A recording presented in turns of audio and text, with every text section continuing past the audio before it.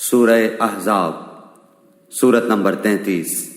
شروع کرتا ہوں اللہ تعالیٰ کے نام سے جو بڑا مہربان نہایت رحم والا ہے۔ اے نبی، اللہ تعالیٰ سے ڈرتے رہنا اور کافروں اور منافقوں کی باتوں میں نہ آ جانا۔ اللہ تعالیٰ بڑے علم والا اور بڑی حکمت والا ہے۔ جو کچھ آپ کی جانب آپ کے رب کی طرف سے وحی کی جاتی ہے اس کی تابعداری کریں۔ یقین مانو کہ اللہ تمہارے ہر ایک عمل سے باخبر ہے۔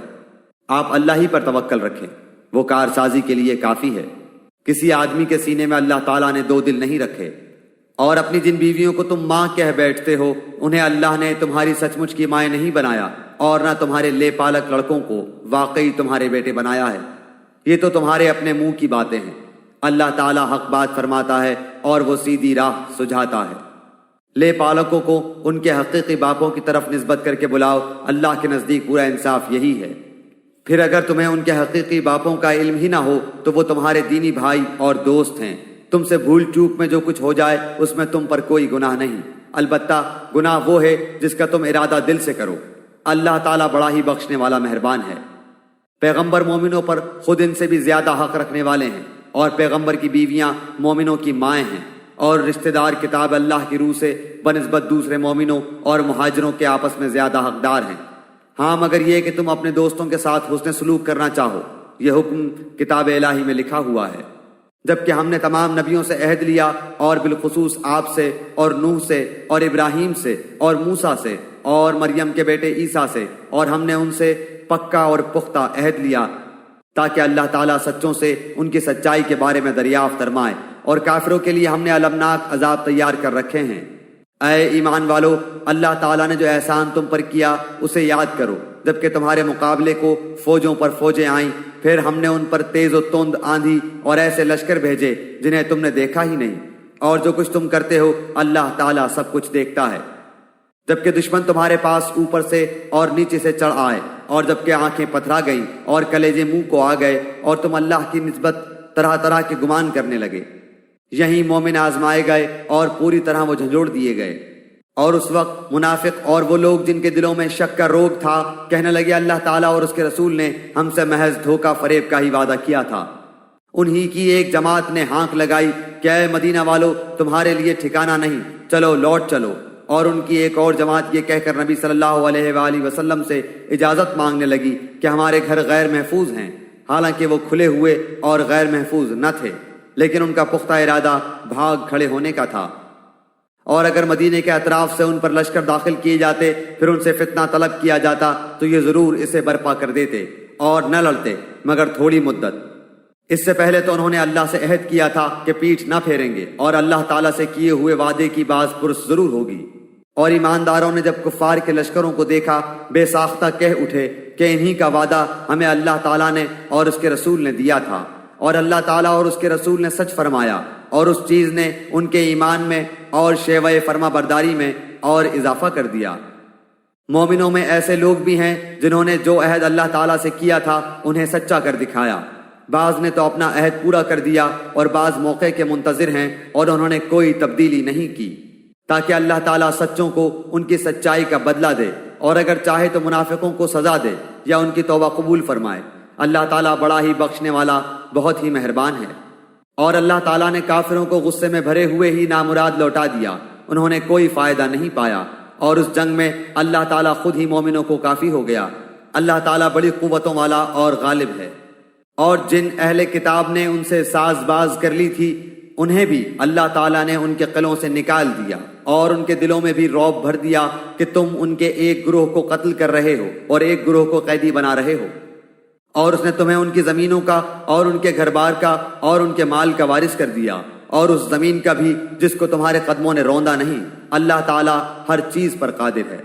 اے نبی، اپنی بیویوں سے کہہ دو کہ اگر تم زندگانی دنیا اور زینت دنیا چاہتی ہو تو آؤ میں تمہیں کچھ دے دلا دوں اور تمہیں اچھائی کے ساتھ رخصت کر دوں، اور اگر تمہاری مراد اللہ اور اس کا رسول اور آخرت کا گھر ہے تو یقین مانو کہ تم میں سے نیک کام کرنے والیوں کے لیے اللہ تعالیٰ نے بہت زبردست اجر رکھ چھوڑے ہیں۔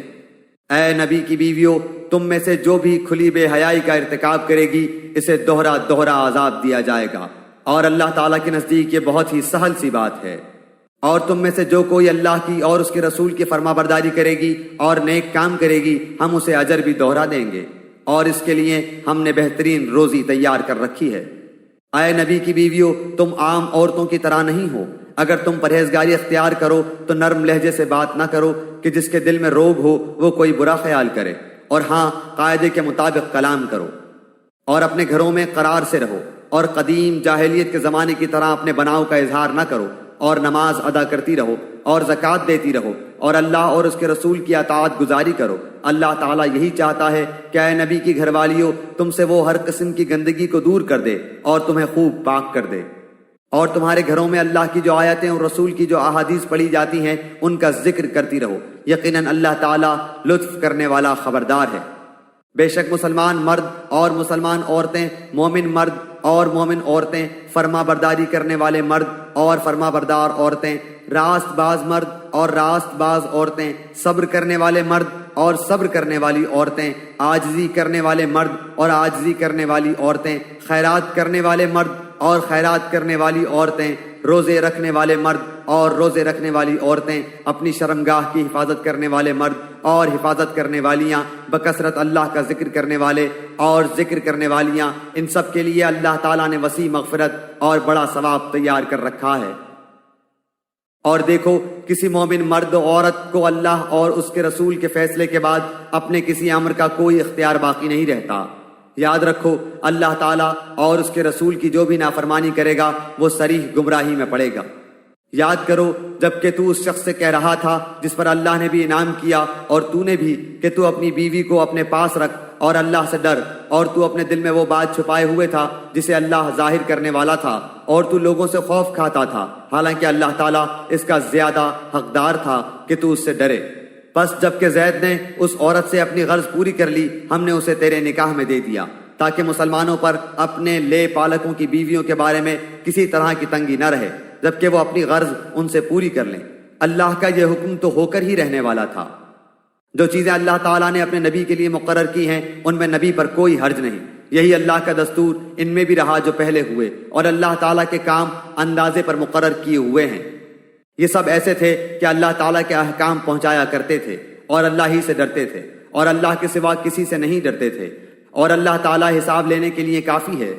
لوگوں، تمہارے مردوں میں سے کسی کے باپ محمد صلی اللہ علیہ وسلم نہیں، لیکن آپ اللہ تعالیٰ کے رسول ہیں اور تمام نبیوں کے ختم کرنے والے، اور اللہ تعالیٰ ہر چیز کا بخوبی جاننے والا ہے۔ مسلمانوں، اللہ تعالیٰ کا ذکر بہت زیادہ کرو اور صبح و شام اس کی پاکیزگی بیان کرو۔ وہی ہے جو تم پر اپنی رحمتیں بھیجتا ہے، اور اس کے فرشتے تمہارے لیے دعائے رحمت کرتے ہیں تاکہ وہ تمہیں اندھیروں سے اجالے کی طرف لے جائے۔ اور اللہ تعالیٰ مومنوں پر بہت ہی مہربان ہے۔ جس دن یہ اللہ سے ملاقات کریں گے ان کا تحفہ سلام ہوگا، ان کے لیے اللہ تعالیٰ نے باعزت اجر تیار کر رکھا ہے۔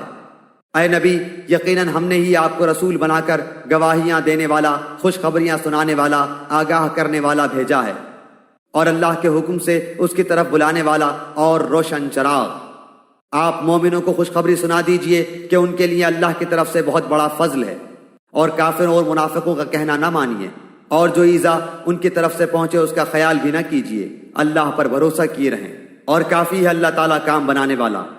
اے مومنو، جب تم مومن عورتوں سے نکاح کرو پھر ہاتھ لگانے سے پہلے ہی طلاق دے دو تو ان پر تمہارا کوئی حق عدت کا نہیں جسے تم شمار کرو، پس تم کچھ نہ کچھ انہیں دے دو اور بھلے طریق پر انہیں رخصت کرو۔ اے نبی، ہم نے تیرے لیے تیری وہ بیویاں حلال کر دی ہیں جنہیں تو ان کے مہر دے چکا ہے، اور وہ لونڈیاں بھی جو اللہ تعالیٰ نے غنیمت میں تجھے دی ہیں، اور تیرے چچا کی لڑکیاں اور پھپھیوں کی بیٹیاں اور تیرے ماموں کی بیٹیاں اور تیری خالاؤں کی بیٹیاں بھی جنہوں نے تیرے ساتھ ہجرت کی ہے، اور وہ باایمان عورت جو اپنا نفس نبی کو حبا کر دے، یہ اس صورت میں کہ خود نبی بھی اس سے نکاح کرنا چاہے۔ یہ خاص طور پر صرف تیرے لیے ہی ہے اور مومنوں کے لیے نہیں۔ ہم اسے بخوبی جانتے ہیں جو ہم نے ان پر ان کی بیویوں اور لونڈیوں کے بارے میں احکام مقرر کر رکھے ہیں، یہ اس لیے کہ تجھ پر حرج واقع نہ ہو۔ اللہ تعالیٰ بہت بخشنے اور بڑے رحم والا ہے۔ ان میں سے جسے تو چاہے دور رکھ دے اور جسے چاہے اپنے پاس رکھ لے، اور اگر تو ان میں سے بھی کسی کو اپنے پاس بلا لے جنہیں تو نے الگ کر رکھا تھا تو تجھ پر کوئی گناہ نہیں۔ اس میں اس بات کی زیادہ توقع ہے کہ ان عورتوں کی آنکھیں ٹھنڈی رہیں اور وہ رنجیدہ نہ ہوں، اور جو کچھ بھی تو انہیں دے دے اس پر سب کی سب راضی رہیں۔ تمہارے دلوں میں جو کچھ ہے اسے اللہ خوب جانتا ہے۔ اللہ تعالیٰ بڑا ہی علم اور حلم والا ہے۔ اس کے بعد اور عورتیں آپ کے لیے حلال نہیں، اور نہ یہ درست ہے کہ ان کے بدلے اور عورتوں سے نکاح کرے، اگرچہ ان کی صورت اچھی بھی لگتی ہو، مگر جو تیری مملوکہ ہوں، اور اللہ تعالیٰ ہر چیز کا پورا نگہبان ہے۔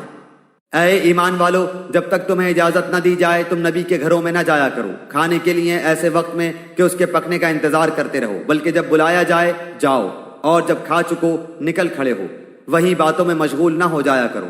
نبی کو تمہاری اس بات سے تکلیف ہوتی ہے تو وہ لحاظ کر جاتے ہیں، اور اللہ تعالیٰ بیان حق میں کسی کا لحاظ نہیں کرتا۔